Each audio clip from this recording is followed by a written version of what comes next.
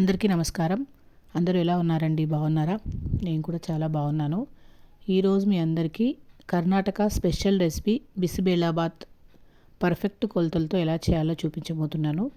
Already మన ఛానల్లో బిసిబేళాబాత్ powder కూడా చూపించాను.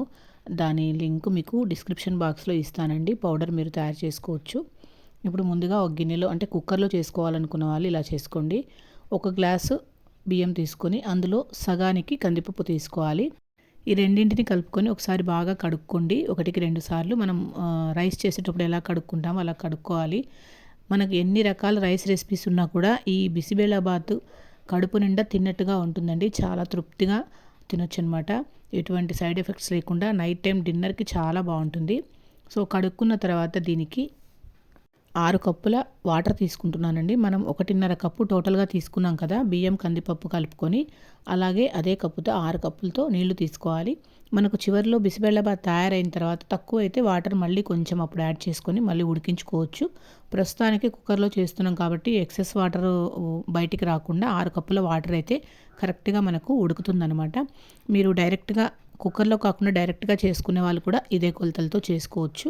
తర్వాత కొద్దిగా దీంట్లో పసుపు, కొద్దిగా నూనె వేసుకొని మనం కుక్కర్ విజిల్స్ పెట్టుకొని ఒక 4 నుంచి 5 విజిల్స్ వస్తే మెత్తగా ఉడుకుతుందనమాట.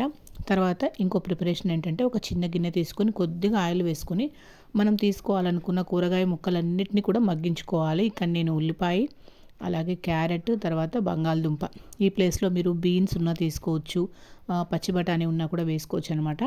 కొద్దిగా ఉప్పు వేసుకొని వీటన్నిటిని కూడా సగం గ్లాస్ నీళ్ళు వేసుకొని మూత పెట్టి మగ్గించుకోవాలి. మనకు ఈ ప్రాసెస్ చాలా తొందరగా అయిపోతుంది అనమాట. అదే మనం రైస్తో పాటు కూరగాయ ముక్కల్ని ఉడికించామనుకోండి, అన్నీ కూడా మ్యాష్ అయిపోయి మెత్తగా ఉంటాయి, బాగుండదు.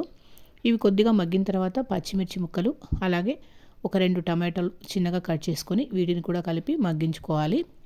సో ఈ ప్రిపరేషన్ వల్ల మనకు టైం సేవ్ అవుతుంది అనమాట. ఇక్కడ చూస్తున్నారా, కూరగాయ ముక్కలు దాదాపుగా 80% మగ్గిన తర్వాత చింతపండు పులుసు మనం యాడ్ చేసుకోవాలి. చింతపండు ముందుగా నానబెట్టుకొని దాన్ని రసం తీసుకొని వేసుకోవాలి. ఇప్పుడు నేను ఇక్కడ వేస్తున్నది బిసిబేళాబాత్ పౌడర్ అండి. దీన్ని డైరెక్ట్గా వేస్తే ఉంటలు కడుతుంది అని చెప్పేసి ఒక 1/2 గ్లాస్ నీళ్ళల్లో కలుపుకొని వేసాను అనమాట. మనం తీసుకున్న రైస్ క్వాంటిటీని బట్టి బిసిబేళాబాత్ పౌడర్ మనము యాడ్ చేసుకోవాల్సి వస్తుంది. సో దీన్ని కూడా ఈ కూరగాయ ముక్కల్లోనే నీళ్ళల్లో కలిపేసుకోవాలి. ఈలోపు ఇక్కడ మనకు కుక్కర్ విజిల్ కూడా వచ్చింది. ఇక్కడ రైస్ కందిపప్పు మనకు బాగా ఉడికిపోయిందనమాట. చూస్తున్నారు, కొంచెం పొడి పొడిగా ఉంది. మనం తర్వాత నీళ్లు వేసుకోవచ్చు.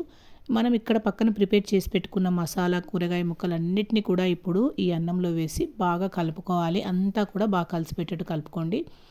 ఇలా కలుపుకున్నప్పుడు కొద్దిగా నీళ్లు కూడా వేసుకోండి అవసరమైనప్పుడు.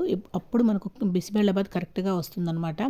అంటే మరీ గట్టిగా అవ్వకుండా, మరీ పల్చగా అవ్వకుండా, టెంపుల్లో ఎలా అయితే మనకు కొన్ని టెంపుల్లో, తిరుపతిలో ఈ ప్రసాదం మనకి ఎక్కువగా పెడుతూ ఉంటారు, చాలా బాగుంటుంది. సో కలుపుకున్న తర్వాత కొద్దిగా ఇప్పుడు రైస్కి ఇందాక మనం కూరగాయ ముక్కలకు తగినంత ఉప్పు వేసుకున్నాం కదా, ఇప్పుడు రైస్ కోసం ఉప్పు వేసుకోవాలి. అలాగే కారము, కొద్దిగా బెల్లం కూడా వేసుకోండి. చాలా మంచి టేస్ట్ వస్తుందన్నమాట. ఎక్కడైనా మీకు రెసిపీల్లో చింతపండు రసం యాడ్ అయింది అంటే ఖచ్చితంగా కొంచెం బెల్లం కూడా పడాలండి. ఎందుకంటే ఆ చింతపండు పులుపును బెల్లం డామినేట్ చేస్తుంది. మరీ ఎక్కువగా వేసుకోకండి. తర్వాత కొత్తిమీర, కరివేపాకు ఇవన్నీ కూడా వేసుకొని కొద్దిగా ఉడికించుకోవాలి. సో ఇవి వేసిన తర్వాత ఈ పచ్చివాసన లేకుండా పోపు రెడీ చేసుకొని ఆ పోపును ఈ కొత్తిమీర, కరివేపాకు పైన వేసుకున్నట్టయితే చాలా బాగుంటుంది. ఇది పచ్చివాసన లేకుండా ఉంటుంది, నూనెలో వేగినట్టుగా కూడా ఉంటుంది. చివరిలో ఈ పోపులో పల్లీలు కూడా వేశాను. ఇంకా మీకు ఇష్టం ఉన్న వాళ్ళు జీడిపప్పుతో కూడా పోపు పెట్టుకోవచ్చు. పోపు అంతా కూడా నెయ్యి వేసుకొని పోపు పెట్టుకుంటే చాలా బాగుంటుందండి. లేదా నూనెతో వేసుకున్నా కూడా తినేటప్పుడు నెయ్యి వేసుకొని వేడివేడిగా తింటే చాలా బాగుంటుంది. చూసారు కదా, కరెక్ట్గా పక్కా కొలతలతో ఇలా చేసుకున్నట్టయితే టేస్టీ బిసిబేళాబాత్ మనకు రెడీ అయిపోతుందండి. ఇంకేముంది, వేడివేడిగా సర్వ్ చేసుకొని తినేసేయడమే. ఈ చలికాలంలో నైట్ టైం డిన్నర్కి చక్కటి రెసిపీ అండి, చాలా బాగుంటుంది. ఈ కొలతలతో మీరు తయారు చేసి చూడండి. అలాగే బిసిబేళాబాత్ పౌడర్ కూడా మన ఛానల్లో ఆల్రెడీ ఉంది, ఒకసారి వెళ్ళి ఛానల్లో చెక్ చేయండి. అలాగే వీడియో నచ్చితే ఖచ్చితంగా ఒక లైక్ మాత్రం చేయండి. మీరు ఇచ్చే లైక్ నాకు ఎంతో యూజ్ అవుతుంది. ఈ వీడియో మరికొంతమందికి ప్రమోట్ అవ్వడానికి మీరు ఇచ్చే లైక్ నాకు ఉపయోగపడుతుంది అనమాట. మన ఛానల్ని ఎవరైనా ఫస్ట్ టైం చూస్తున్నట్టుంటే సబ్స్క్రైబ్ చేసుకొని సపోర్ట్ చేయండి. మరిన్ని మంచి రెసిపీస్ కోసం చూస్తూ ఉండండి క్రియేటివ్ హోమ్ మేకర్ 25. మీకు ఇంకా ఎలాంటి రెసిపీస్ కావాలో కామెంట్లో నాకు తెలియజేయండి. Thank you for watching.